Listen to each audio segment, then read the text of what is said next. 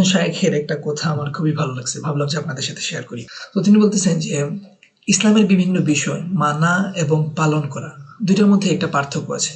যেমন ধরুন যে অনেক জিনিস আছে যেটা আমি মানি যে এটা ইসলামের বিধান, কিন্তু আমি পালন করতে পারতেছি না, এটা আমার অপারগতা, আমার সীমাবদ্ধতা। কিন্তু আমি জানি এবং আমি মানি যে এটা ইসলামের বিধান। সো আমাদের মধ্যে অনেকেই আছে যারা ইসলাম অনেক জিনিস আমরা পালন করতে পারি না, কিন্তু আমরা মানি। কিন্তু এমন কিছু মানুষ দেখা যায় যে যারা অল্প কিছু জিনিস মানে আবার কিছু জিনিস মানে না।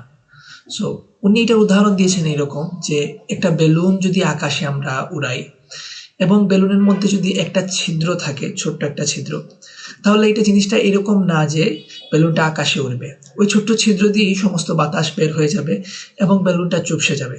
ইসলাম এইরকম, ইসলামের কোনো একটা বিধান বা অকাট্য বিধান যেটা আমি যদি মানতে না পারি যে এটা ইসলামের বিধান বা ইসলাম এরকম, এটা আমি যদি ব্যাখ্যা দাঁড় করাই যে এটা এটা এরকম হতে পারে না, এটা কি আদৌ কি ইসলামের এটা বিধান কিনা, এটা মনে হয় অপব্যাখ্যা করা হচ্ছে, এটা মনে হয় এরকম না, আমি পালন করতে পারতেছি না, এটা আমার অপারগতা। কিন্তু আমি যখন এটা মানবো না যে এটা ইসলামের বিধান, তখন আসলে ইসলামে থাকার আর কোনো সুযোগ থাকে না।